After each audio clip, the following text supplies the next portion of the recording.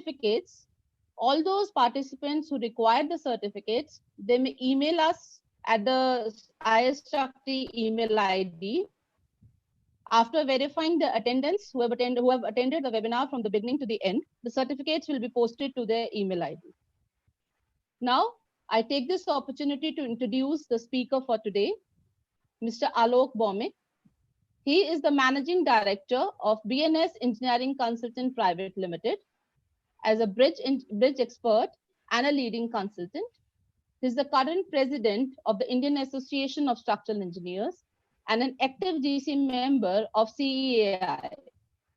He is accredited to International P.E. India. He is a fellow of Indian National Academy of Engineering. Mr. Bhowmick has written and published more than 60 technical papers in his career, spanning nearly 40 years. He has received many awards. In the year 2018, he was awarded with the S.B. Joshi Memorial Award for Excellence in Bridge and Structural Engineering. He is an active member of several professional bodies like IEI, CEAI, IABSE, IAStructE, ECI, and several code-making bodies like IRC and BIS. He is also the Chairman, Editorial Board of the Quarterly Journal of Bridge and Structural Engineer, which is published by ING-IABSE. With this brief introduction, I request the expert for today, Alok Bhowmick sir, to kindly share his views. Over to you, Bhowmick sir. Thank you, Dr. Shilpa. Let me first share my screen so that I'm able to make my presentation.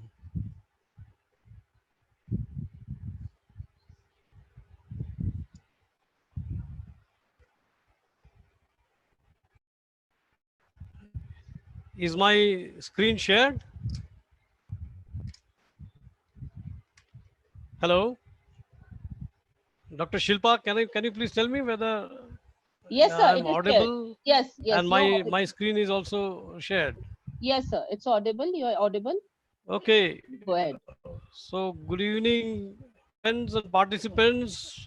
First of all, a big thank you to all of you for participating today, sparing time and spoiling your evening siesta on a Sunday. I understand the difficulties.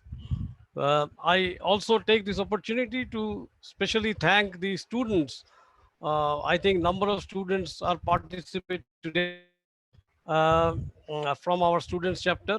Special thanks to them because they are our future leaders. They are going to hold the baton for our profession. I hope that they will take important lessons from today's webinar and implement them. They are going to shape our future. Before I really get into the presentation on my topic, I would like to just brief as to why we have chosen this topic for the webinar. We professional structural engineers are currently facing a lot of professional challenges. These challenges, although we will not be discussing today, but these challenges have actually really prompted me to introspect about our profession. What roadmap do we plan for our future leaders? That means the young engineers. And therefore, I thought that through this webinar, let me share some of my thoughts about the role that we need to take in the profession and where really we need to focus. There are three distinct challenges that we are facing today. There are a number of other challenges, but let me just give you a brief about these three challenges. One is the fact that the profession of structural engineering is not a regulated profession, and this is causing a problem. This is affecting the safety of the structures that we are building. There is no way we are able to stop incompetent structural engineers doing the job.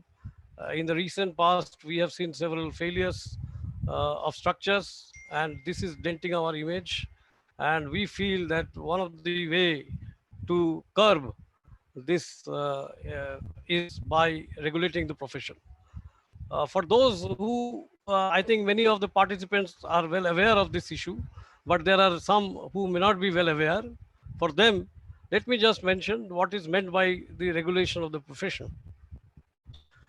You see, presently, the structural engineers are not regulated, and therefore, there is no way we can stop an incompetent person to carry out the structural engineering.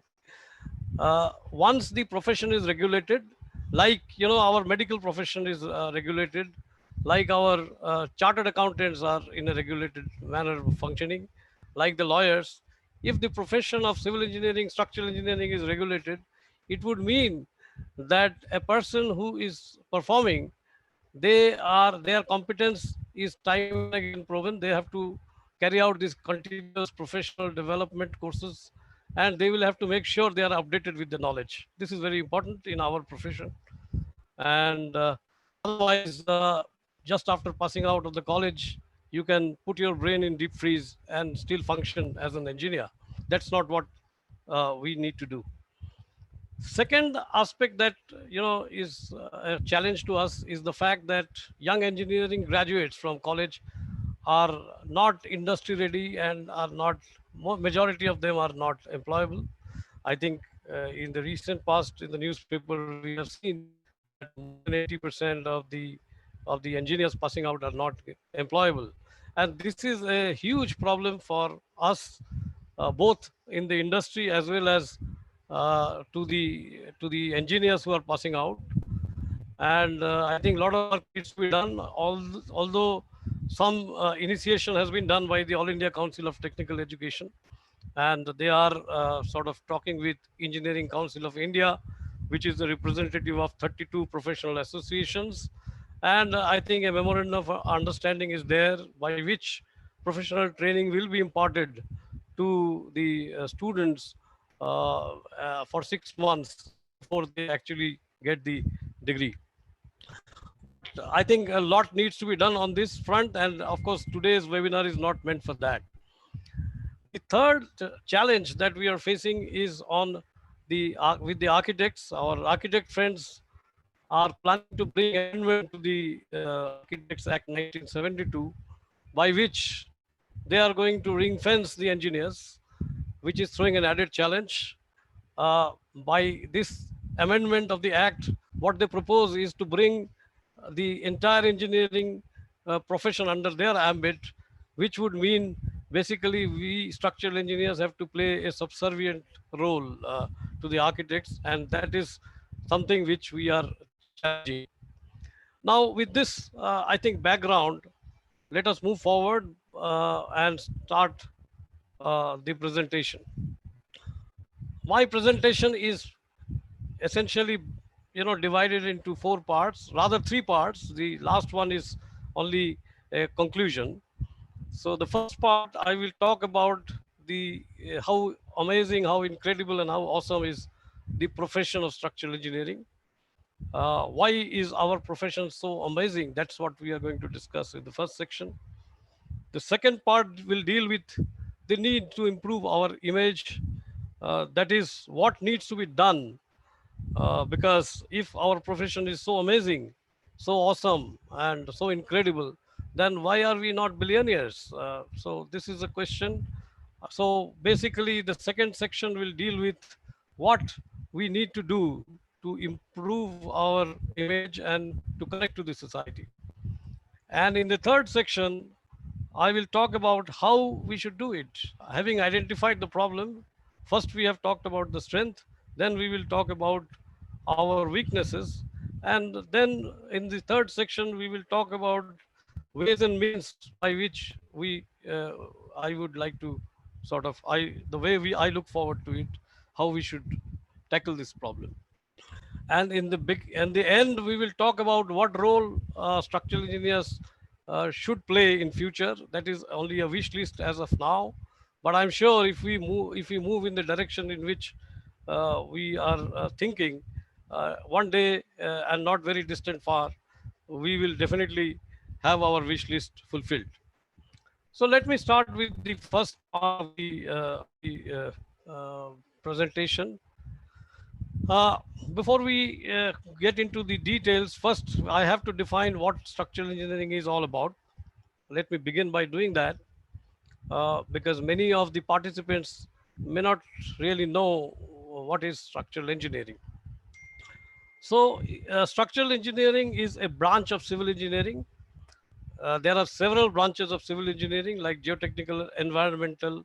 So structural engineering is a very important part of branch of civil engineering, and we deal with the design of structures. Uh, in fact, in short, we give the bones and muscles to the shape of the structure. Uh, for becoming a structural engineer, you need to have a graduation on civil engineering. If you have a master's in civil engineering, it is all the more better. And in fact, today the structural engineering profession has become so vast that we are looking for specialists. So structural engineering per se is pretty broad. We have further broken up. We have bridge engineers who are specialists in doing bridges. We have building engineers who are specialists in doing buildings.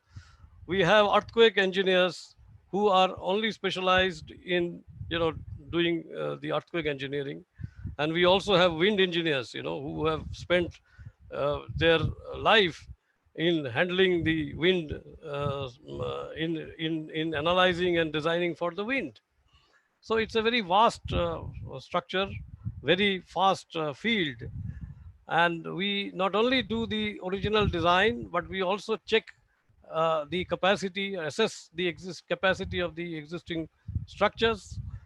Many of you must be reading in the newspaper nowadays. In Delhi, people are talking about the safety audit of the existing buildings. This is a job which purely the structural engineers do. So, in short, the structural engineering is a field where we carry out analysis, we carry out design of structures, we assess the existing structures, we ensure that whatever we designed, we at site it is executed in exactly the same manner, and we also sometimes we also do carry out load tests to ensure that the structure is able to take loads. Uh, this is a view of Mumbai at night, and you can see so many, towers, beautiful towers in the skyline, and these are all, needless to say, creation of structural engineers.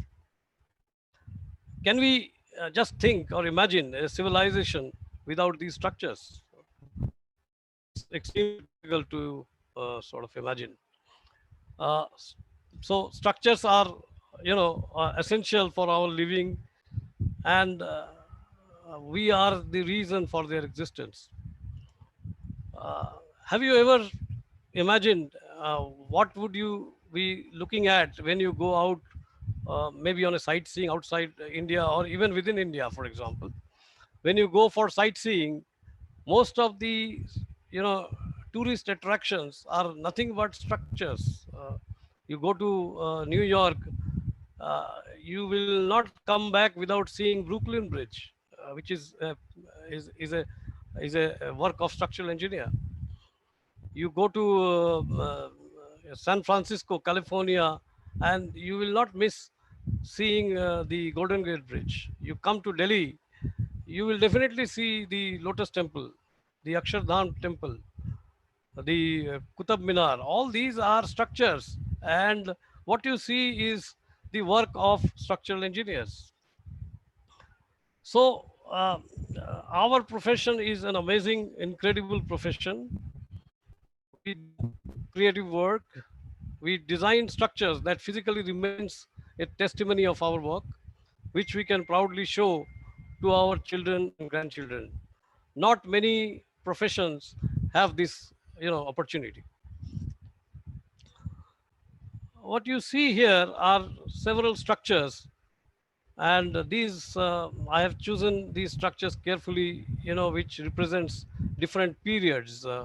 Some of the structures you see here are built in 14th century, 13th century. Some are absolutely modern, some are of 20th century, and they actually reflect something about the creativity of the structural engineers at the time it is created. And an experienced structural engineer with a background of history can look at the structure and tell you which period it belongs to, and what kind of architecture it reflects. In fact, they also hint at our identity. You see, as a professional engineer, how do we? Can you ever imagine? These structures. How do we? Those I'm addressing this to those participants who may not be aware of what structural engineers do. How do we build this? How do we design these structures? We create in modern days. We create in our computers a mathematical model of this structures. We blow wind on them, we shake them, we simulate the earthquake forces. If it is a bridge, we also give water current forces, hydrodynamic forces into the model. If it is a base isolated structure, we put all those base isolation system and then see what is the deformation, what is the displacement or deflection. The software tells us the area where strengthening would be required or where the failure comes first, and we fix those problems, and we eventually come out with drawings based on which the contractor or the builder executes at site. And we also get ourselves involved in ensuring that what they finally construct is conforming to the drawings. So this is what we do. Imagine if we do not design these buildings for the wind or earthquake, what would happen? I mean, with a blow of wind, this will collapse. So, we have a lot of role to play in the design of structures, and I in fact believe that without the structural engineers, this entire built habitat would have come to a halt. Uh, this shows some of the connecting bridges in remote areas. Most of them are in Africa, and one or two pictures are from India in Uttarakhand as well. So even today, there are. Let me tell you, there are more than 1 billion people living in this kind of conditions, living in rural communities. They do not have the safe drinking water. They do not have any proper sanitation, and they are in for them any kind of connectivity is of great significance, because they can, for example, if you see the bottom left, in Rwanda, this is a bridge which was built by Bridge to Prosperity, a community. And once the bridge is built, you can see all the children going to school. So, structural engineers are truly a gift to humanity in my mind. They connect people, in areas where the only means of connection would be a small pedestrian bridge like this. I remember in 2013 when I was involved in this Uttarakhand floods, about 170 pedestrian bridges got washed away in these floods, and I was a member of the World Bank team, and I think that project is on, and I realize how the absence of a pedestrian bridge between the two hillocks could completely, keep one of the villages completely disconnected to the other side, where maybe the school is there or a hospital is there. So it is the structural engineers who are in the business of connecting people, and I would say that we are the gift to humanity. Unfortunately, the common people, the society, is not aware of this. We are in the business of connecting people, and this picture shows a failed bridge. When a structure fails, the community struggle, development stagnates, and we people suffer. It is our job as a structural engineer to fix this problem on a very fast track.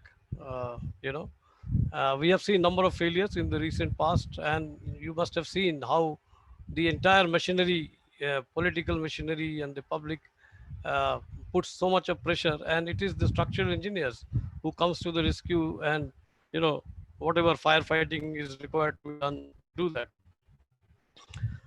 This is one profession where we remain a student, and we remain a student till we retire from the profession. So we have to continuously upgrade our knowledge. The codes keeps updating, and we have to keep ourselves abreast with the latest in the codes based on which we design the structures. And therefore, the profession is quite challenging. It demands a lot from you, but at the same time, it is very satisfying, because end of the day, you derive a lot of satisfaction. Uh, our retrofit works that we do preserves the past. What you see here, pictures of structures which are there for last 2000 years maybe. This is the top left is a Colosseum in Rome, which was built in 70, 80 AD. And if you go there, I had been to Rome about 2 years back. Almost on a daily basis, you get lakhs and lakhs of people as a tourist visiting this heritage. And 24x7, you will see that the preservation work is carrying on in some part of the structure. So important is the job of preservation of these heritage structures. Bottom left, you see the Pantheon in Rome, which is also about nearly 2000-year old. This is the first reinforced concrete dome there, and it is still existing. And amazing technology. In fact, all these structures, you can create stories on these structures, and these stories needs to be told to this society so that people are aware of how amazing is this profession. The top right, you see this Pont du Gard, France. It's an aqueduct, and this aqueduct is made of stone, which is simply, placed one over the other. There is no mortar. There is no mortar used in this particular structure.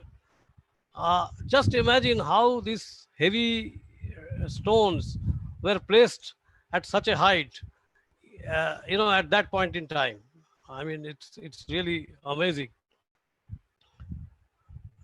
These are our new structures, new construction, which is, built for the future. What you see on the left is, of course, famous, well-known Statue of Unity, the tallest statue in the world. And what you see in the right is the Sagrada Familia, Barcelona. If you go to Spain, Barcelona, you will see the construction which is taking place. Very interesting. This construction is going on for last about 130 years. It started in 1882, and it is still going on. It is planned to be completed in 2026.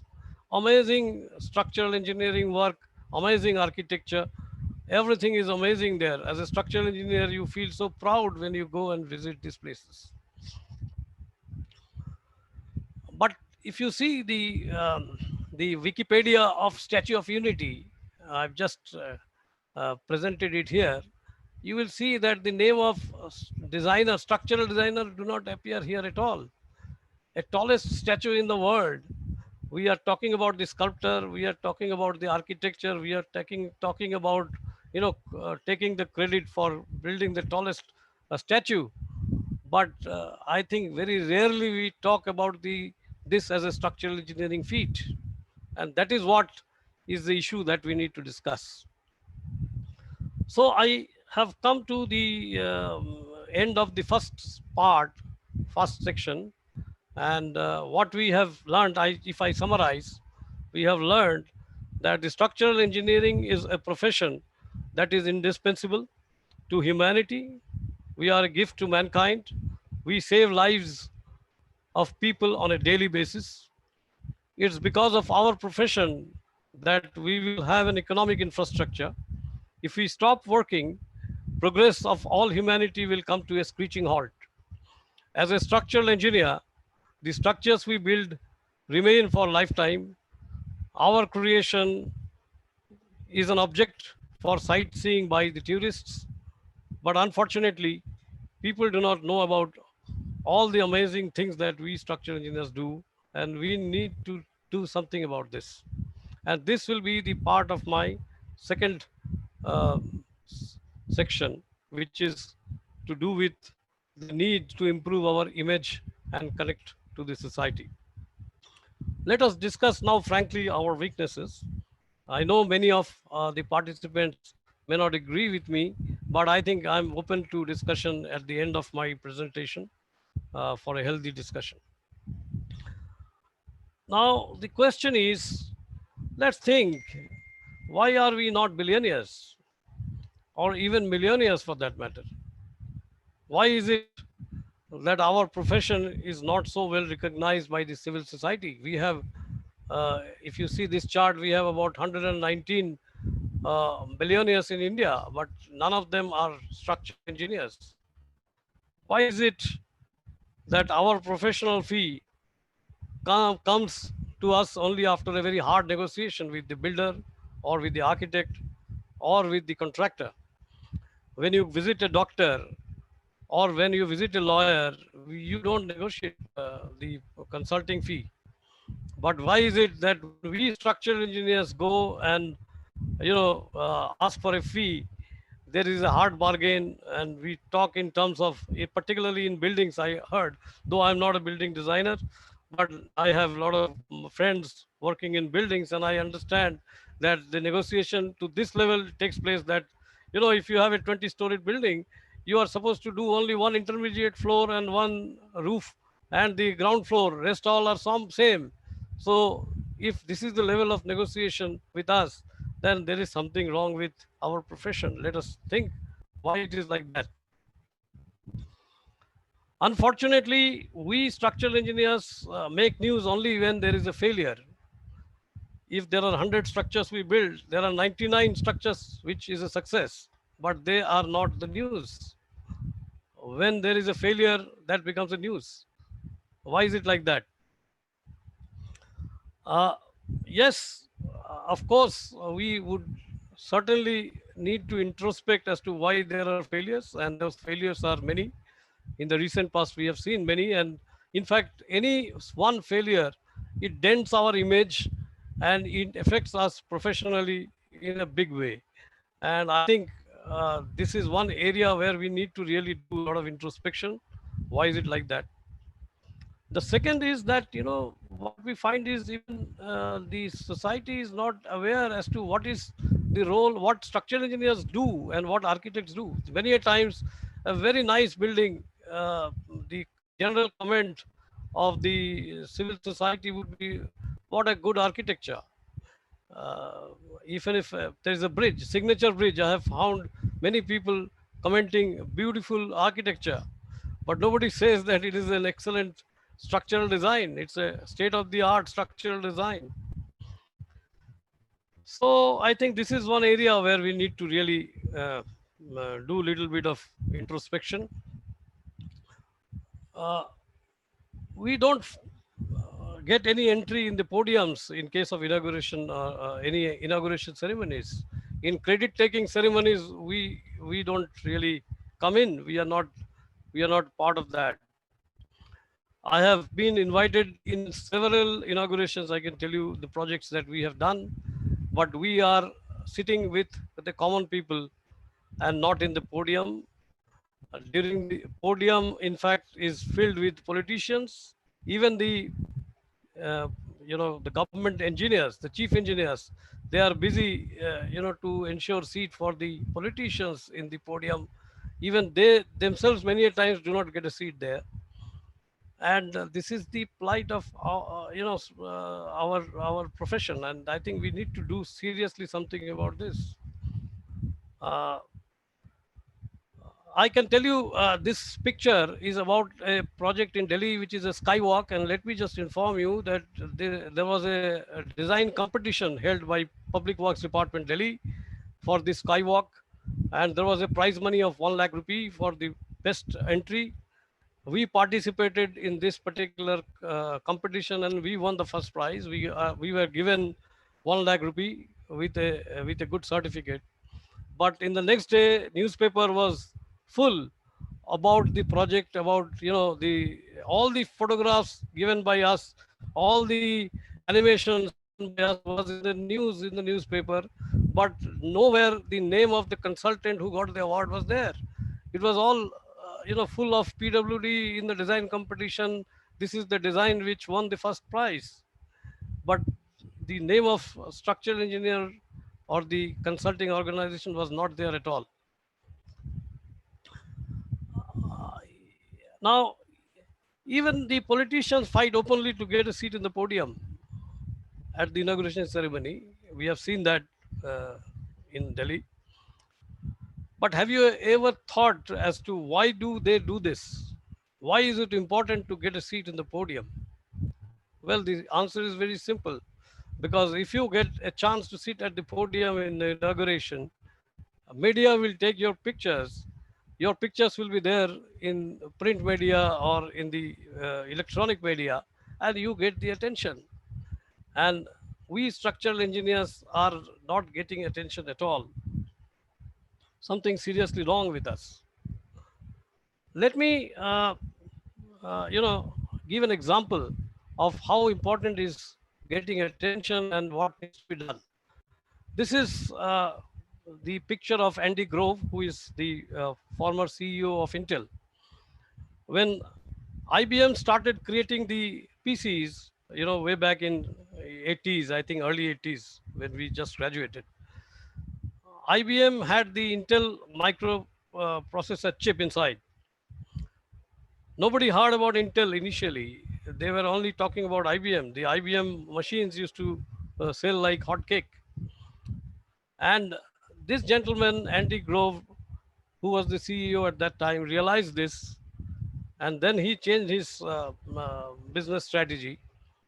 He said that Intel chip will only be inside the computer if you put a logo in the at top of the computer. Unless you ensure that, we are not going to sell our microprocessor. And till that date and today, you can see all your computers will have a Intel inside logo in the computer in the front. So, so how important is, to show that, what you do must be also known to public. Why can't we structural engineers do something similar? I mean, we can tell all the builders that we will not take up structural engineering unless the structure displays, in a big signboard that structural engineering inside. I mean, of course, that's kidding, but at least we can say that the signboard, in the public building or where we are doing, instead of simply saying that this is inaugurated by Mr. X politician or Mr. Y politicians, why can't we have the names of the structural engineer, the architect, the builder also engraved in the building? I mean, that is something which we must do. Uh,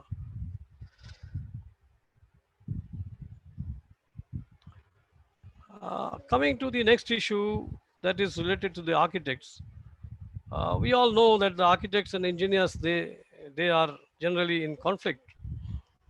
They do not generally get along, and there is a fundamental conflict in the philosophy between architects and engineers. The structural engineers want columns in a building, uh, while the architects don't want columns for open spaces. Architects want to dominate the profession. They want engineers to play a subservient role, which is not acceptable. But the fact remains that in many situations where many of us are working for architects, our paycheck comes from the architects. And a fact also remains that in a society, architects and engineers must work together for the betterment of the society. I mean, so I find sometimes, this fight between the architects and the engineers to be absolutely counterproductive to the bigger cause of societal cause. And I think both the professionals need to really think as to how do we get along, how do we work together for the in the larger interest of the society, rather than uh, having a territorial issues. uh, Focus should be elsewhere.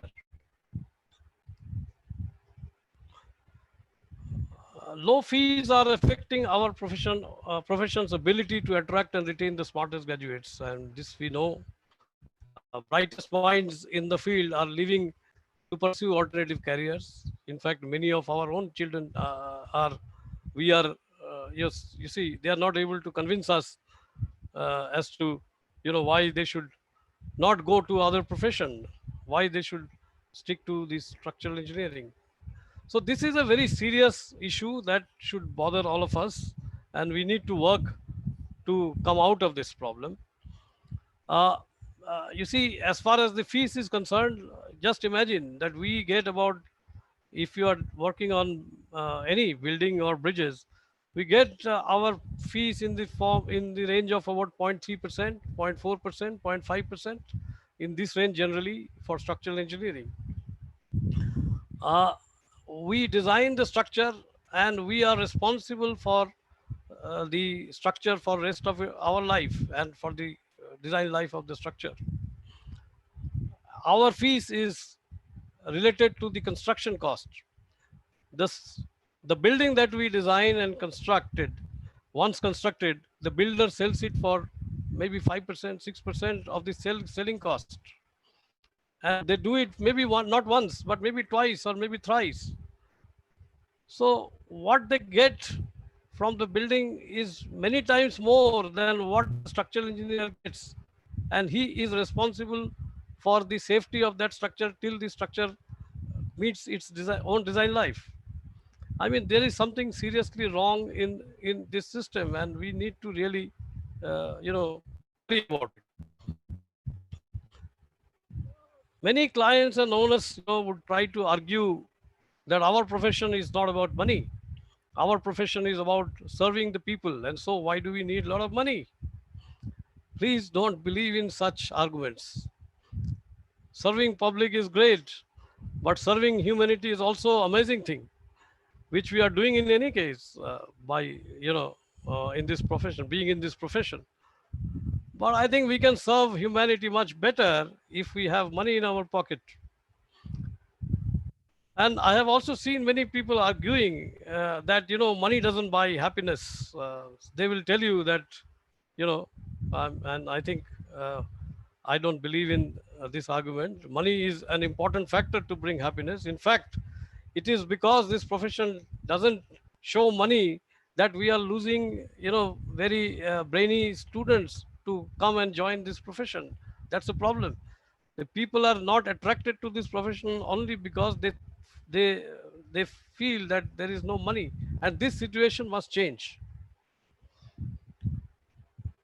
So what we discussed is in this section that we structural engineers need to connect more with the civil society and public. We need to talk about our profession in public and celebrate our success with civil society. We need to have good connection with media, as well as people need to know that we do and what is the difference between an architect and a structural engineer. People must know that. We need to improve our understanding about the human engineering skills and human psychology.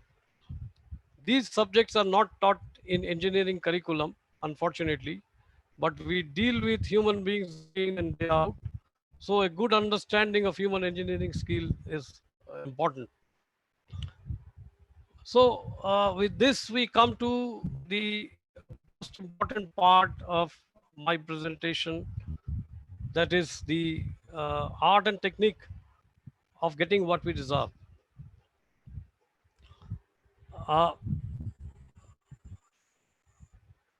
so, in just to brief you about what are the areas where we structural engineers need to improve, I have just jotted down 5 issues, and we will discuss these 5 issues. There are many others, but I think considering the time constraints, I think I will restrict myself to these. So first is these are the areas where we really normally structural engineers do not pay much attention to. We don't pay much attention to human engineering skills, and I think we need to do that. We generally celebrate our success with ourselves within our own community. We pat each other and go back home very happy, feeling very happy and satisfied. But I think that is not sufficient. We need to celebrate our success with the civil society and also promote our role models. We need to improve our communication skill and the art of public speaking. I think that is where we are lacking. Most of the structural engineers, I find, I include myself also, that we do not communicate well, neither in the form of letters nor in the form of public speaking. And this is an art perhaps we need to be taught even in our academic institutions. We need to think differently if we want to succeed in our profession. We need to think out of the box. And also, we have often been blamed to be not so artistic and aesthetic in our work. But I think this, to some extent, we have to admit that this is true, that we have to spend little bit of our, we have to nurture our artistic sense and make sure that the structures that we design also have aesthetic values. Last but not the least, the most important part is that we need to stick to the core values of integrity and trust. So let us go into the details now. Let's talk about the human engineering skill. There is a research paper which is produced by Carnegie Institute of Technology. I think maybe 50, 60-year old, pretty old. It's available in Google. You can just Google it, you'll get it. Which shows that 85% of your financial success is due to skills in human engineering, your personality and ability to communicate and negotiate and lead. Only 15% is attributable to your technical knowledge and skill. And this is an important you know statement, and I think we need to take it seriously. So with this in mind, instead of exclusively focusing on your conventional intelligence quotient, you should make an investment in strengthening your emotional intelligence, your moral intelligence, and body intelligence. These concepts may be elusive and difficult to measure, but their significance is far greater than IQ. And I think when I am telling you that what we should do as a structural engineer, so that we our work is recognized, I would say that this is one area where we need to you know improve our skill. uh, if you want to have a professional success and improve your image, pay attention to this EQ, BQ, and MQ as mentioned here. Why do you think human beings are created? Now, this question will have different answer by different people depending upon your inclination. If you are religious, you may find an answer, in religious books. If you are a spiritual person, you will have a different answer. But for those who study human psychology, we will come to the realization that the human beings are created just for one fundamental reason. And that one fundamental reason is to make the life of another human being better. I mean, this is not a religion, or this is not something that I cooked up. This is a part of human chemistry. And in fact, that is the reason why you feel good when you do something nice to somebody. Now, this has an importance as a structural engineer. I'll come to that a little later. But just for the, for the argument's sake, let's see if, imagine, or just give one day a 500 rupee note to a street beggar, and you will see how he jumps, how you will see a smiling face, and you will feel so good. He will be so happy to receive this 500 rupee note from you. And he will remember you perhaps for the rest of his life. But that's not important. What is important is that when you give him a 500 rupee note, you feel very happy about it, and you will remember him for the rest of your life. And that is human chemistry. I mean, that is, you are going to get the serotonin rush, we call it serotonin shot. And this is a philosophy which, if we all adopt in our profession, it will do a lot of good. And many people do that consciously, subconsciously. But I think we need to realize this, that in our profession, I'm not saying that you pay 500 rupees to people. I'm saying that you need to make sure that you do good to your, whether people are your subordinates, your colleagues, or your clients. Generally, as a consultant, as a structural engineer and a consultant, our philosophy should be to more than satisfy the client. If he is expecting something from you, you have to over satisfy him so that he is happy with you. He is satisfied so that he comes back to you. And next time when he comes back, he doesn't negotiate fees with you. I think that is very, very important.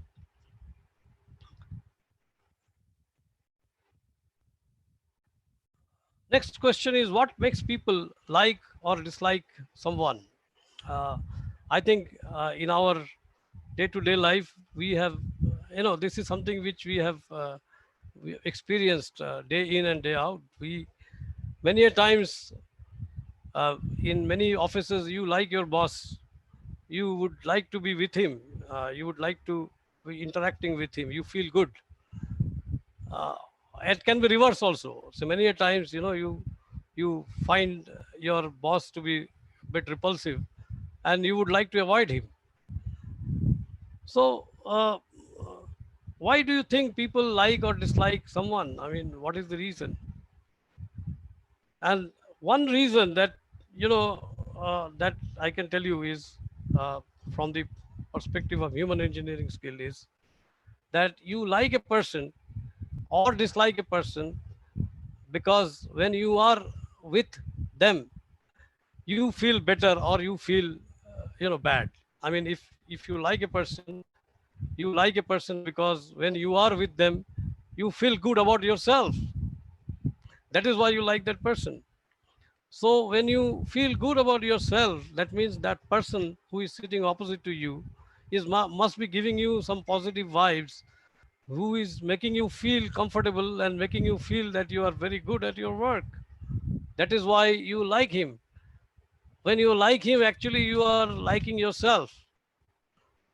So if you adopt this philosophy in your profession, make sure that when you are interacting with your colleagues, your subordinates, or your seniors, or your clients, you make him feel good about yourself. And once you do that, the rest of the things comes, naturally. You don't have to struggle hard to sort of, negotiate with him about your professional fee. And you know the crux of the matter is, relationship matters most. Another aspect which we need to do is, we need to celebrate and talk about our role models. If we want people to know about us and our work, we need to talk about the structures, the mega structures which they have built, and what kind of services they have rendered, their contribution to humanity, because that is how people will know, you know, particularly if you are trading through an area of uncertainty, then these role models gives you the path.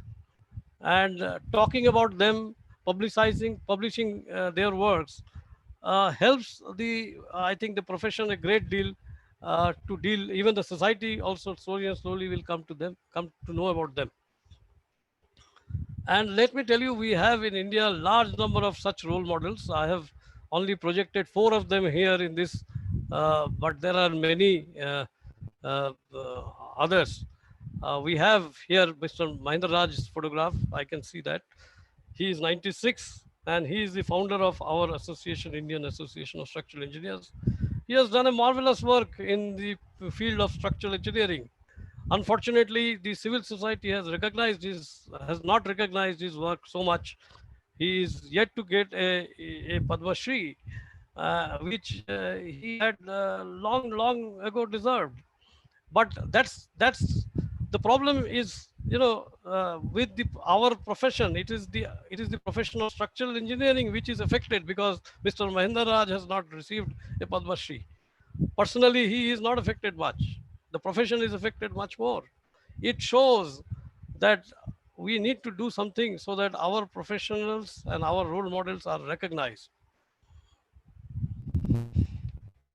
Another area, where we need to improve in the profession is the art of communication and public speaking. I think, let's be very frank and clear, that we are poor in communication.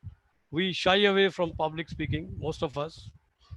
And this is certainly, I mean, my address to the younger generation, younger group, is they certainly need to realize this and start working on it.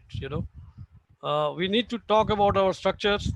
There is so much to talk about them that every structure has a story to tell, and we must do this in a open society.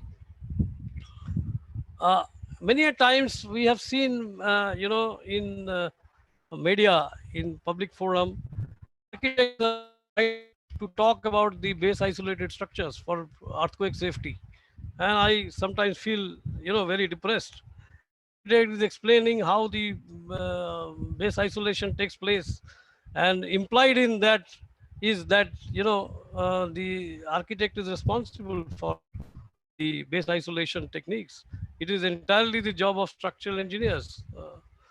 So these are areas. So my message to all young engineers who are participating is: master the art of communication and public speaking. Don't shy away. I can tell you very honestly that I was myself. In fact, I am still like that. But I think 10 years ago, when I first hit the podium for public speaking, I was miserable. I was so bad that I felt like I'm speaking in a memorial service.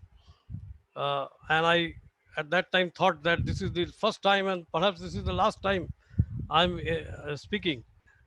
But later on, I mustered enough courage and faltered, but continuously tried my attempted several times, and therefore I have the courage to speak.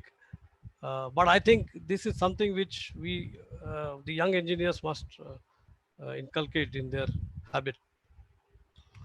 Uh, Another uh, area where we need to work is, structural, the artistic sense in structural engineering. As many of us would know, that in our brain we have the left brain, which is the logical side, which, as a structural engineer, we have completely trained it. I mean, we always use that.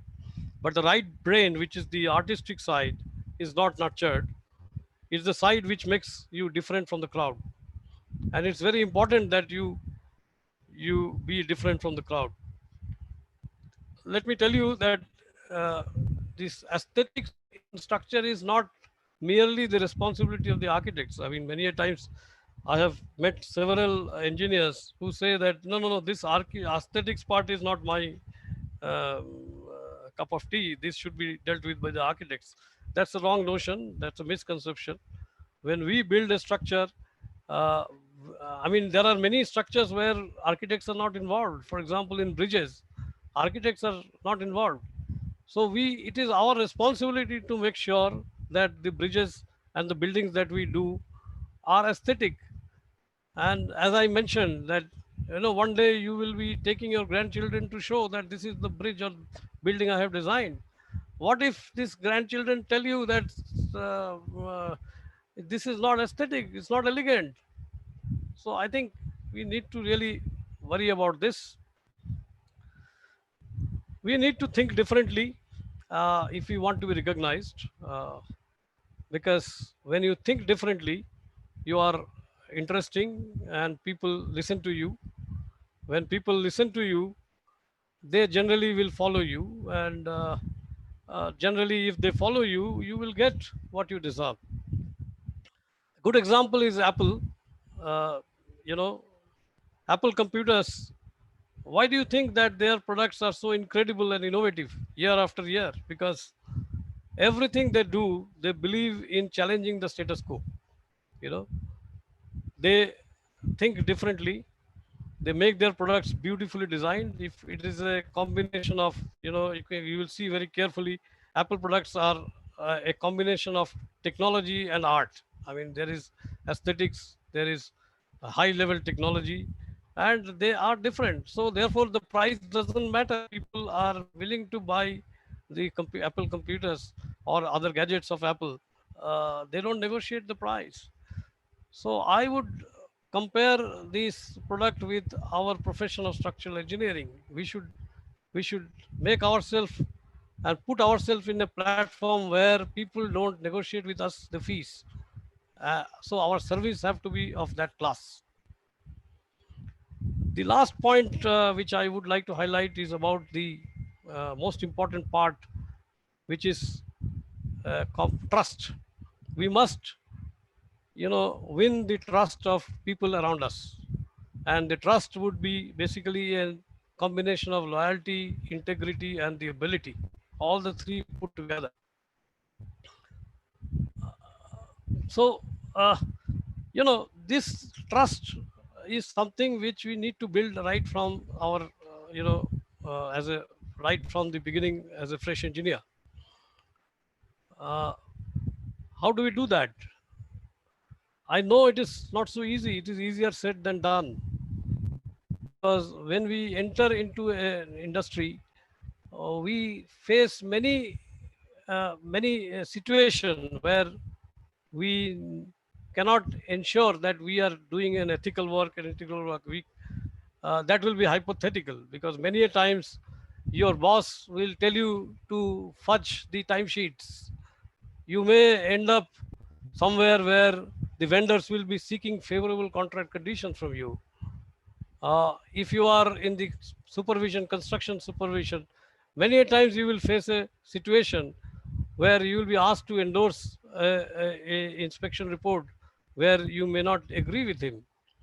And if you are a young engineer and you do not have much say, I know that it is not so easy to say no, because then you will be either losing your job, or you will be going, you will not be in favor of your boss. So it is not easy, certainly not easy. But if you want to do this, your human engineering skills will come into action. That is where, the human engineering skill is important. You have to be very persuasive. You have to make sure that you do what is correct, but at the same time you don't hurt your boss. So this is an art. It is nothing which you are taught in your college institutions. This is a human engineering skill which you need to develop. There are some organizations where the system structure to nurture these young engineers or future leaders, uh, there are their system, to nurture the culture of integrity. But they are very few. I know one Tata Consulting Engineers in India who has a system. There are many other industry as well where this system would be prevailing, but majority of the organizations do not have this. And I must confess that even our own organization do not have all this system in place. But we are moving on this track, and we are moving on the right track. We are moving towards it. So, in summary, I would say that areas where we structural engineers need to improve, other than the technical competence, are following. First, to focus on human engineering skill, to celebrate on our success with the civil society, and to promote our role models, to improve communication skills and the art of public speaking, to think differently, to nurture our artistic sense, and to stick to the core values of integrity and trust. So, with this, I come to the last part of my presentation, which is the role of structural engineers, which is a big wish list. And this wish list is as follows. Structural engineers are broadly recognized and admired by the public for saving lives protecting property, preserving the past, and building the future. Structural engineers are sought out as a policy leaders and problem solvers in all matters of community. Structural engineers initiate and lead the development of emerging and exponential technologies. Structural engineers celebrate their profession with high profile events where they cultivate passion and enthusiasm for what they do. Structural engineers education includes public speaking, marketing, human psychology, and the arts. Structural engineering attracts the most talented and the brightest students from leading institutions. Structural engineering fees and compensations reflect the profession's immeasurable contribution to humanity. And last but not the least, the structural engineers appear as inspiring characters in popular culture. With this, I come to the end of my presentation. Acknowledgement, my presentation is greatly influenced by presentations made in various forums by the following personalities. One, engineer Ashraf Habibullah, who is the founder, president, and CEO of CSI. Engineer Ian Firth, who is the past president of IAStructE UK. Simon Sinek, who is a motivational speaker on leadership and management, author of 5 books on the subject. And one, my good friend Jitendra Singh, a young, bright professional associated with CEAI. Thank you very much for your patience. And now I'm open to take questions. Thank you, Bhowmick sir, for your lecture, for highlighting the strengths of the structural engineers, our weaknesses, and the ways on how we can get over it, the arts and the techniques of getting of what we all deserve as a structural engineers. You very rightly marked that we structural engineers, the credit of the structural engineers is required, which is lacking in the society. The low professional fees, which the structural engineers get. And the reason for this is the projects are being taken over by architects and the architects are hiring us, whereas it should be the other way around, or the duty of an architect should be done by an architect and the duty of a structural engineer should be done by a structural engineer, as the duty of a builder is done by a builder. It's not done by an architect. You very rightly focused on what we structural engineers need to improve on. Very rightly, our human engineering skills, our communication skills, and we should celebrate. We are all royal civilians, and we should celebrate our society. We should promote our role models. We should think differently so that the artistic requirement, which is from an architect, a structural engineer should also have that aspect. And you've also given the wish list for all of us. So thank you for a very nice lecture, which has also been appreciated by many of the participants as they have very nicely given their comments in the chat box. So before I take up the questions, I would just like to tell all the participants that all those who want the certificates, they can please email us at iastructe@gmail.com, because we'll not be sending the certificates to all the participants, only the participants who require the certificates. They may please email us and the certificates will be provided to them. So now, Alok sir, can we take up some few questions? Sure, sure. Yes. So I'll be just, okay. So now Dr. Abhay Gupta has put up that the aspect and the challenge is how to deal with the quacks. They are disrupting our profession. Yeah, those are challenges I mentioned in the beginning itself. That this is a webinar where I focused on the introspection, the Atma Nirikshan.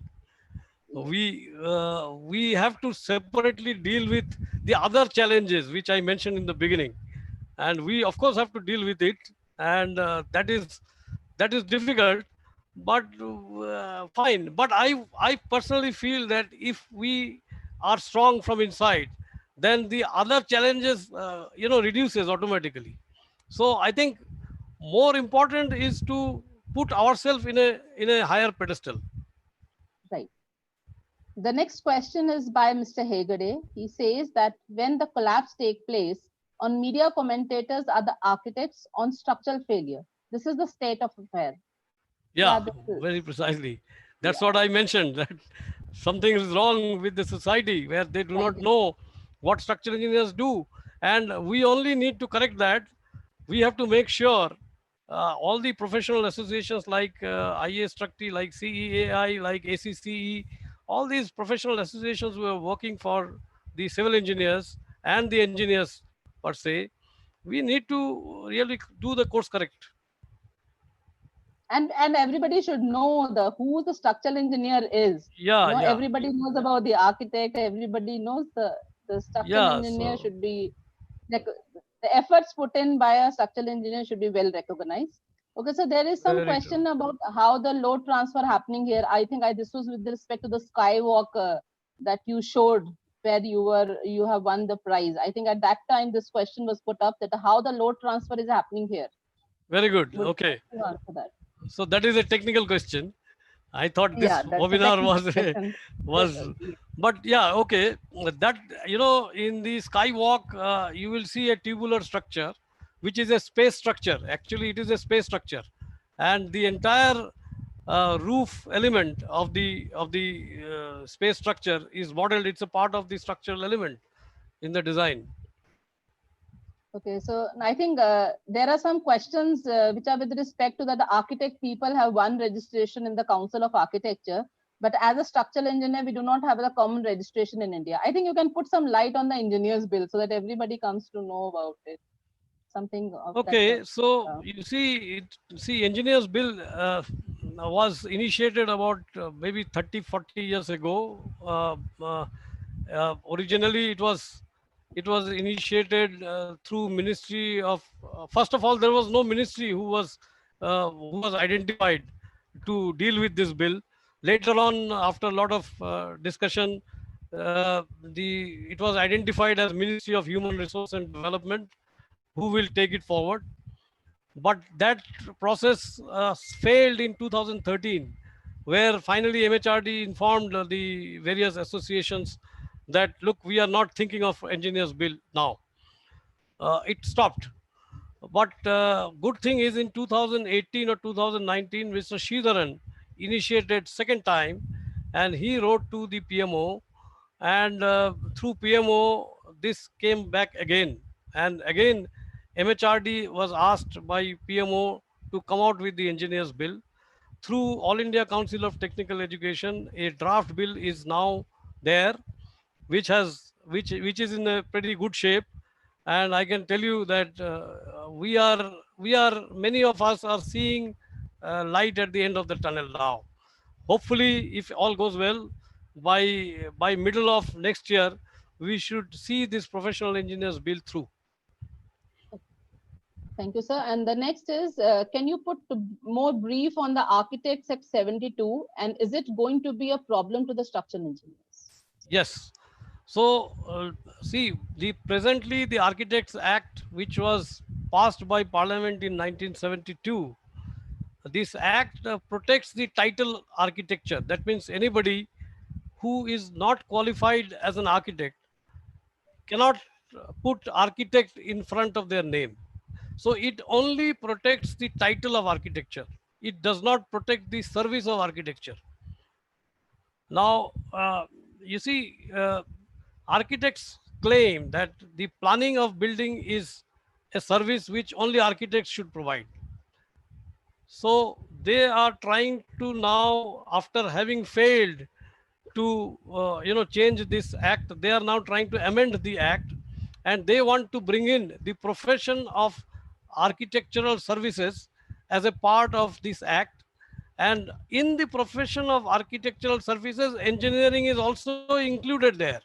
They want to say that all the services in building, whether it is plumbing, architecture, structure, everything is a part of architectural services, and that should be included as a part of the act.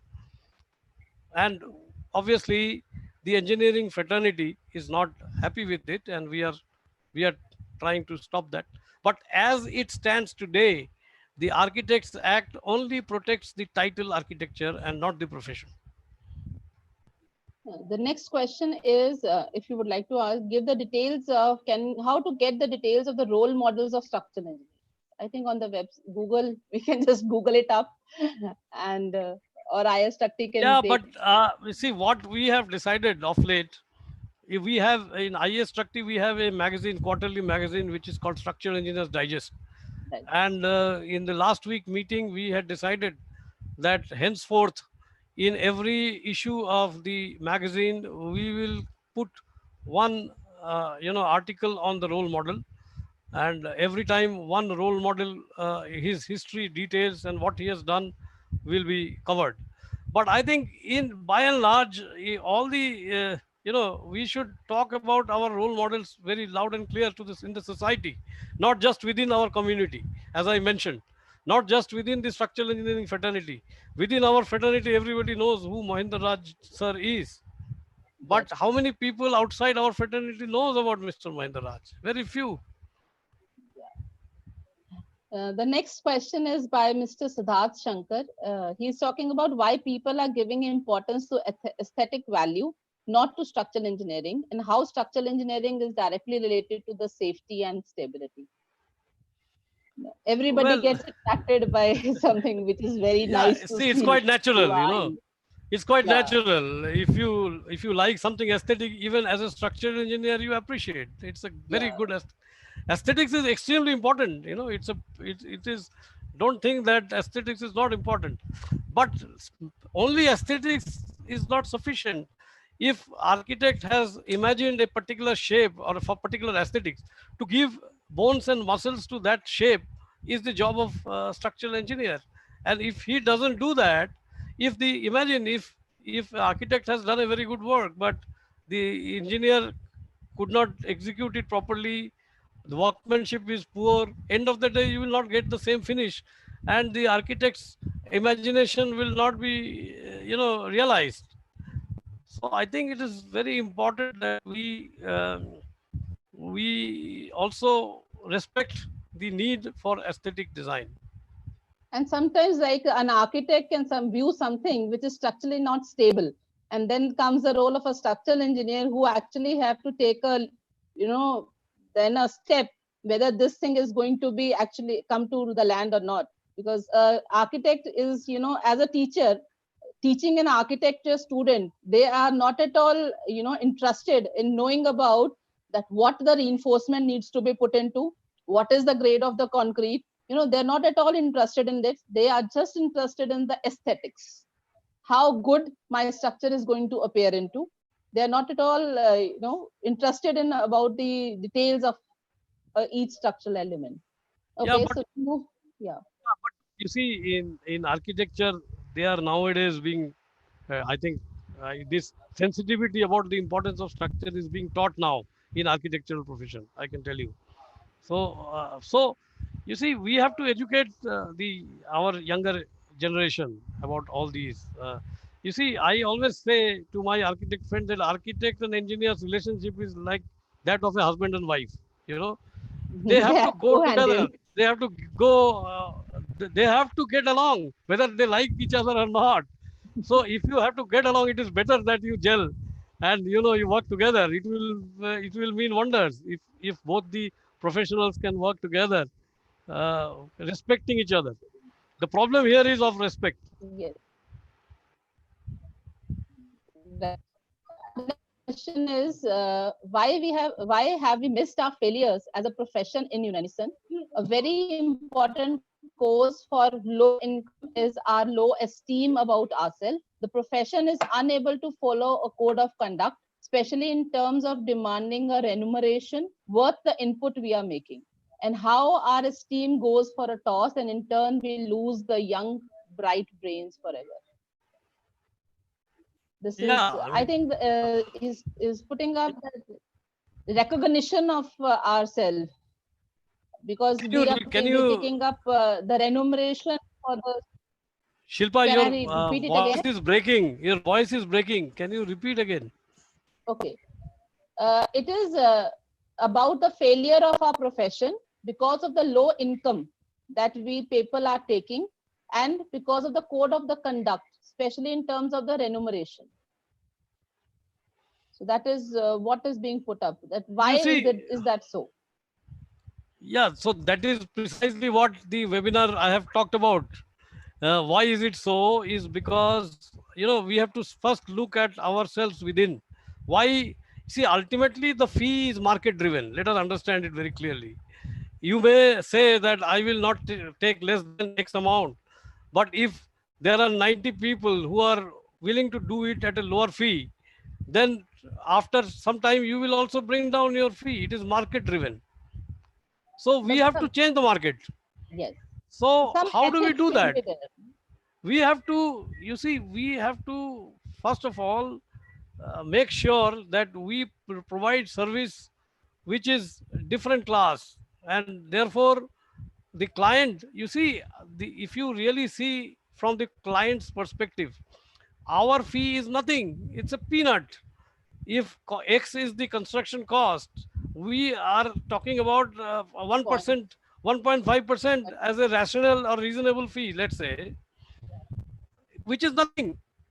Nobody minds to pay 1.5% if they are convinced that by paying 1.5% they are going to get services which they need. But there are people who are willing to do it at 0.3%. yes, and that is the uh, ethics. and there is, I mean, the client is not getting convinced that if they get 1.5%, they will get a service which is far better. We are not able to give that confidence as a fraternity. That's the issue. Next is what is the whistleblower policy? Well, whistleblower policy is that if you, let's say, if you are working in an organization and you see some wrongdoing done by the organization, whether you will do a whistleblow, whether you will, you know, because the organization may not like you to whistleblow. Yes. But suppose there is some unethical work going on in your office, whether as a whether you would like be a partner in the crime, or whether you do whistleblow. If you are doing a whistleblowing, then whether you will be penalized by the organization or you will be protected. That's the whistleblower policy. Okay.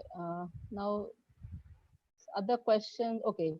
Why Structural Engineering Regulation Act is not available in India? In case of developed countries, they have some regulations in their countries. But why such circumstances in case of Indian structural engineers? I think that has already been answered with respect Yeah, to PE. yeah, yeah. That's a long story. I mean, Yeah. Okay. Okay. You may mention that structures are required for onshore as well as offshore and also airborne and space structures. I could not get that. Why not all structural societies across the India working on creating awareness in the society, like writing the articles daily in newspaper, magazines, and news channels, etc. We should work in all these areas from which we can create an awareness in the society. yes, I agree, and I think we are trying to do that.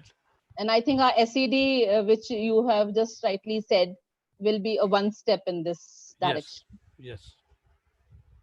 Okay. Uh, I can tell you one thing that I don't know whether Mr. Ghoshal is attending this, but I can tell you in Kolkata, in West Bengal, there was a media coverage of Howrah Bridge construction by Mr. Amitabh Ghoshal, who is the president of CEAI. And I mean, it was in Bengali, and it was hugely popular, and I liked it very much. It talked about the sites right from inception, how the Howrah Bridge was constructed, how it is being maintained now, and it's a very interesting story. And I wish that that particular thing is converted, dubbed in English and Hindi, in several other language, and shown in the national news. Similarly, there are many other, for example, you take Signature Bridge in Delhi. We should have a, it's like a National Geographic channel, we should have a media coverage of Documentary. documentary of that particular structure, how it is built, how it was conceived initially, and that how this conceptualization is brought into construction, what are the challenges. If all these stories are told to the common man, then they Yeah. will have a fairly good idea of what structural engineering is. Next is the last question I'm taking up is, can IStructE standardize the minimum or the basic fees for every structural engineer? Sorry, Can what is? Can you IStructE? repeat that? The question is, can IStructE standardize the minimum or the basic fees for every structural engineer? Well, That's you tough see, to. okay, we have a, we have published a guideline on proof checking of buildings and bridges. There is a published document. If you go to the website, you will get that. I don't know whether it is downloadable, freely downloadable, but it is available. And that particular guideline gives you an idea about the professional fees that you should charge for different type of structures, buildings, bridges, both. I think Mr. Ganesh can take a look on it. Okay, so can I take? I think it's 5:24, and I can take up one question before we end up. Assuming after the housing society survey, the consultant reflects C1 in his audit report. Kindly explain the denotion and how safe is the structure to reside and reside. Does the consultant convey the report to the government body? Sorry. I did Yes. not get. I did not get the question. I think Okay. it's like uh, it's written that assuming after a housing society survey, the consultant reflects C1 in his audit report. C1. Kindly explain the denotion and how safe is the structure to reside. I think the question is not rightly framed. We're not. If Mr. Narendra Dherwan would like to ask Vikas, you can please unmute Mr. Narendra Dharewan. Vikas, are you here? Yes, ma'am. Yes, ma'am. I am trying Can to you find. please Yes, unmute ma'am. Mr. Yes, ma'am. Narendra? Yes, Mr. Narendra, can you please unmute yourself and ask the question? Yes, please. Mr. Narendra, can you please ask your question? He is unmuted, ma'am, but he Okay, is not answering. okay. So that's all for all the questions I think I have taken up. And Ma'am, if some hands are raised. some hands are raised, okay, so you can please unmute. We have 5 minutes. You can unmute one of them and they can ask the question. It is Mr. You can please mute Mr. Narendra. He's not there.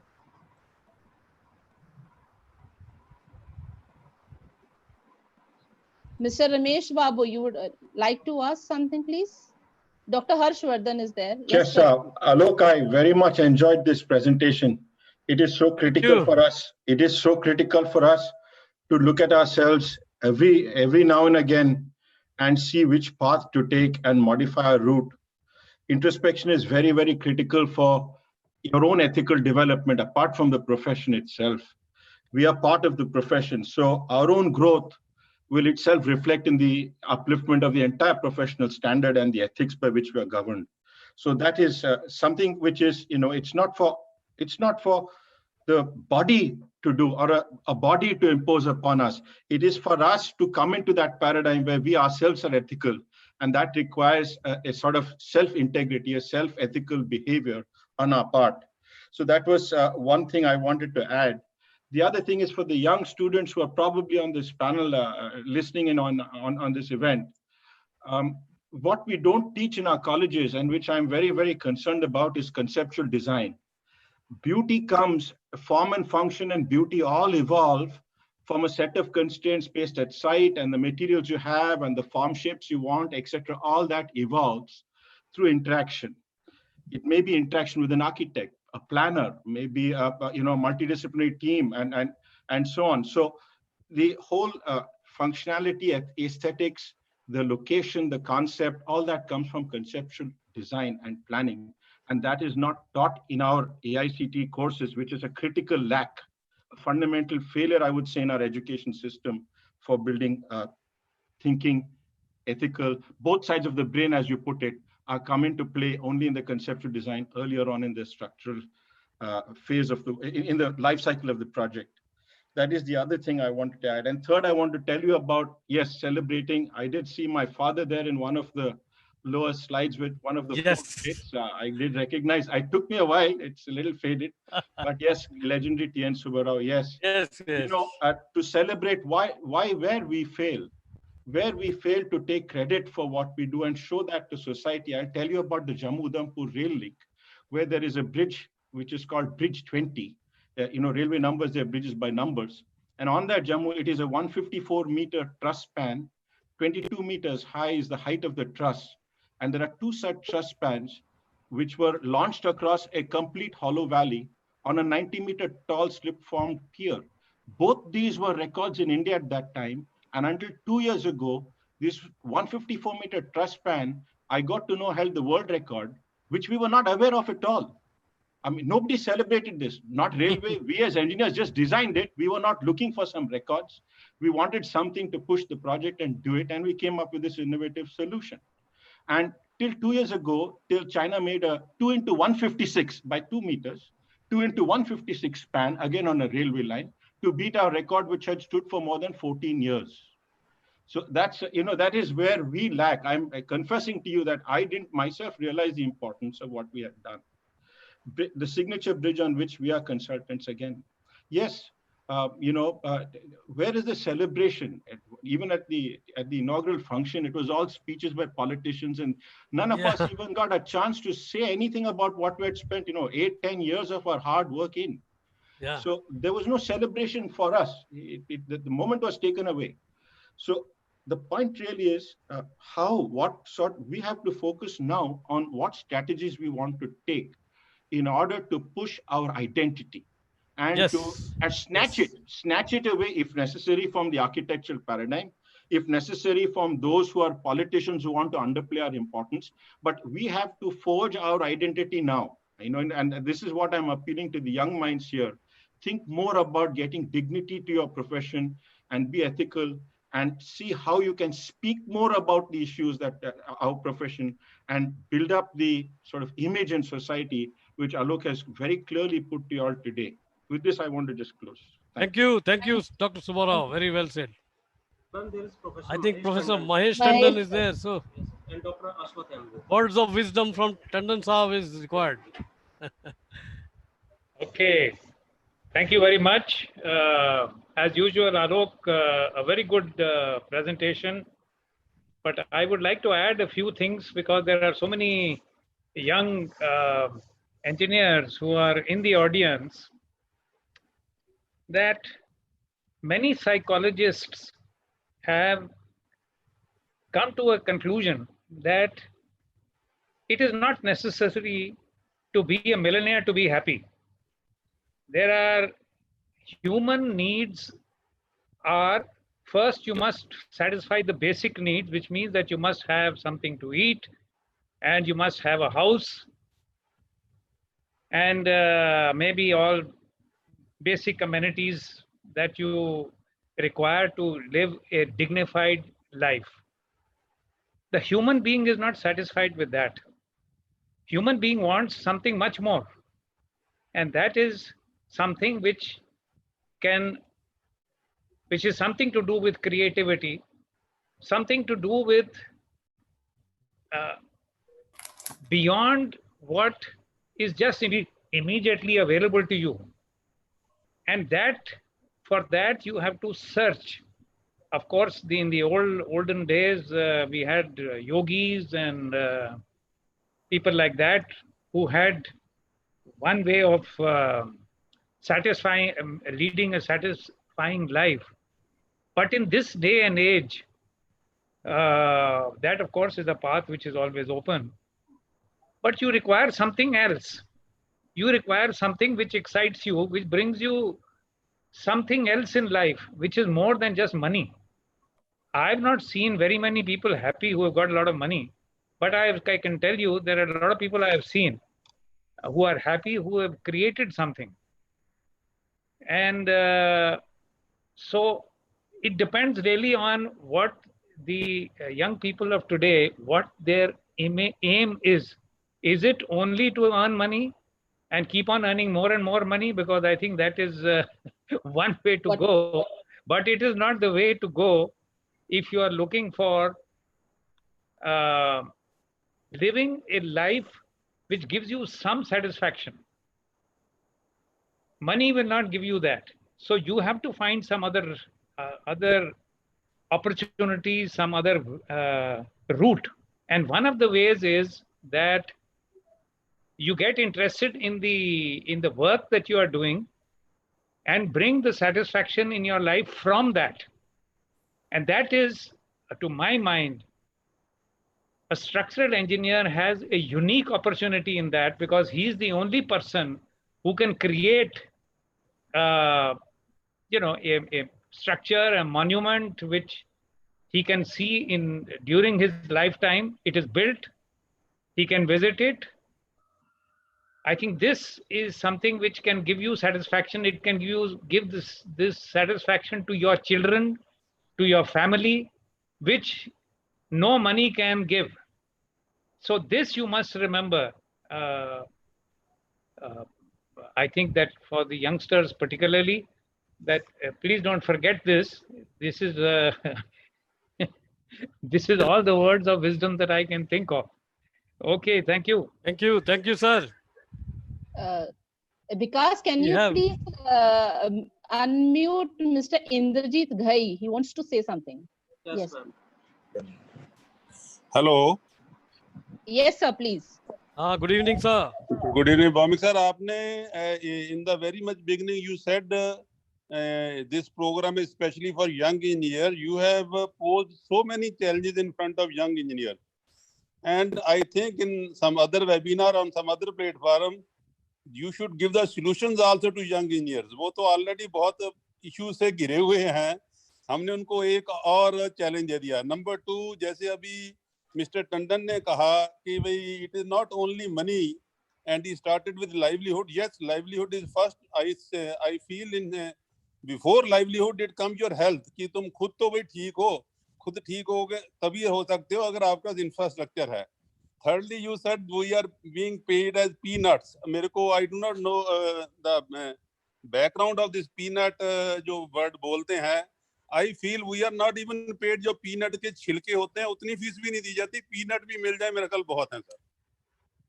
Thank you, sir. Thank you. See, I just want to clarify that, you see, I have given the reality. You know, let the young engineers know the reality. I mean, I don't want to give a rosy picture of today, but I think what Professor Tandon mentioned is absolutely okay, right? That end of the day, it's not the money only which is important. But you see, the problem is if the young engineers do not see money in the beginning, they are distracted from that profession. So we are losing bright engineers right in the beginning itself. And the only factor there at that time, because what we are saying, you know, professional satisfaction and all comes much later. You see, unfortunately, at the college, during the college undergraduate studies, you do not know much about what the structural engineers does, what is the difference between a structural engineer and a geotechnical engineer. You don't decide that, you know, at that stage so clearly. At that stage, the road is wide open. So at that time, your decision is based on essentially the money. Hello. So Hello, Alok. Can I say something? Yes, sir. We have the pleasure of having Mr. Mahendraraj with us. Thank you, sir. Can you hear me? Yes, sir. Yes, sir. Well, thank you very much. It was a very good presentation. I think we need many more such presentations from our seniors like Mahesh and like Dr. and other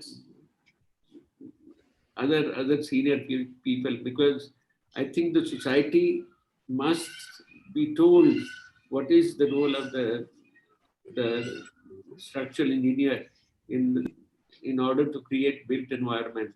You know, I think they should know that built environment is not a single person's effort. It is a multidisciplinary effort in which architect plays one role, but it's an important role. But architect is there, structural engineer is there, electrical plumbing services engineer is there, environmental engineering is there, landscape architect is there, planner is there, construction manager is there, contractor is there. There are so many disciplines. So built environment requires all these disciplines, and the way to do the best product is that a number of the key disciplines should get involved with the project right from the beginning, from the concept stage. The structural engineer and the services engineer and the architect, the concept should not be frozen unless the three of them clear it. And then the structural engineer can sort of contribute quite a bit to the shaping of the concept, and then you get a very good product anyway. But I just wanted to add these few words to all that you have said. You have put it very well, and I think our association should make it a series, that on this topic, some more lectures are given. Thank you, sir. Thank you. Your point well taken, and we will do that. Yes. I think Mr. Ghoshal, Amitabh Ghoshal is there. I think we can give him a chance. Yes. Hello. Vikas, can you please mute all others except Amitabh Ghoshal? Hello. Yes, sir, Yes, you're sir. audible. Yes, I was listening, and all that I can say that whatever you have told is true not only for the structural engineer, but engineers per se. Engineer as a community in India is in a very, very low profile image. And while naturally as a president of Association of Structural Engineers, you have raised it for the structural engineers. But as such, the engineering community requires whatever you have mentioned. So this is a lecture, this is a theme which should be addressed by all engineers so that the profession gets uplifted. We are allowing this profession to be downgraded, and as you rightly said, we are remembered only when a failure occurs, and then you try to find out who had engineered it. Before that, nobody bothers. So I just wanted to add that. Thank you. Thank you, sir. Thank you. I think we have the president of ACCE also, Dr. Ashwath. Yes, sir. Yes. Good evening. Thank you very much for a very nice presentation and a moral booster at this time of crisis. Because all of you are talking about young engineers and the student community. I just wanted to make my point because I'm also the principal of an engineering college. Now, AICTE has taken a lot of initiatives to give the necessary inputs to the students before they come out of the campus portals. They've introduced internships. Now it is mandatory in most of the colleges. The interdisciplinary projects are possible now. A civil engineering student can do a project with any other engineering discipline, including architecture. And a lot of open electives are introduced in all the semesters. Students can choose, other than civil engineering, also some of the subjects and make his interest in the learning. And finally, it is a outcome-based education. And for all this, we need more and more involvement of the professional societies and the industry so that the young engineers learn necessary skills and they'll be useful and in the industry. And they will also be interested in working in the industry because today morning also we had a similar kind of program organized by SCC, there also this issue of initial salaries and other things came into discussion. But as you and others mentioned in the beginning, you should not think about the salary structure and other things. So we should learn the tricks of the trade and be popular in understanding the subject, and then should look into the aspects of the earnings and other things. So I just wanted to mention that as it is mentioned in various platforms, the present day engineers are not employable. I am not somehow not agreeable to that. As engineering colleges, we have our own limitations. We try to give as much as possible to the students, and if there is a proper support from the professional bodies and the industry, then automatically quality of the graduates would be better. I just wanted to make this point, and once again compliment you for this kind of talk. As Amitabh also mentioned, it is not only for the structural engineers, it applies to all the engineers in the present day context, and we need more and more such talks from all the bodies. Thank you very much, sir. Thank you, Dr. Ashwath. Sir, good evening. Good evening.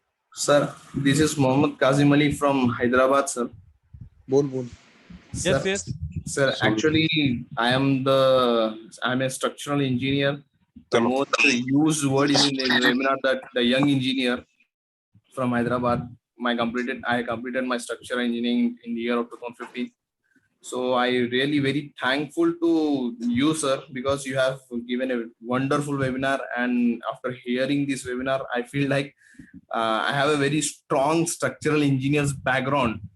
So I just say thanks to you. And one more thing, my question is, sir, I recently I registered a structural consultant company. I started my own business. So one thing is there any platform, sir, where if we stuck in some problems, if we save some problems, so is there a platform that we can directly approach to the senior structural engineers, or is there any organization so we get some registration from there if we stuck in some problems, so we get the solutions from the senior engineers? So that's my question, and I'm very thankful to you, sir. Thank you, Mohammad ji. Are you a member of Indian Association? Thank you, Kazim Ali ji. Are you a member of Indian Association of Structural Engineers? No, sir. So kindly, take the membership, and all your questions that you mentioned, that if you want to consult a senior for any problem, then I think IAStructE is a good platform where you can use the platform, and we collectively, it's like a family where you can discuss any of your problem which you are facing in your office, and we can help you. So be a member of Indian Association of Structural Engineers. Indian Association of Structural Engineers. Yeah, Indian Association of Structural Engineers. Okay, sir. Thank you very much, sir. Thank you. So we come to the end. I think if there are no more other who want to express themselves, so we come to the end of the webinar of a very important topic of the role of structural engineers in the society. So thank you to one and all, especially Mahinder Raj sir, Mahesh sir, Harshvardhan Rao sir, for giving their inputs, and Alok Bhowmick sir for a very enlightening lecture about what our role is and how we need to improve upon. So thank you to one and all the participants for sparing the valuable time. So looking forward for the next webinar that we have on 26th July, that is by Dr. Lakshmi Parameswaram on the wind effects on structures and the wind tunnel testing techniques. So looking forward, stay safe, stay healthy. Thank you one and all. Thank you for coming. Thank you very much. Thank you very much indeed. It was a pleasure.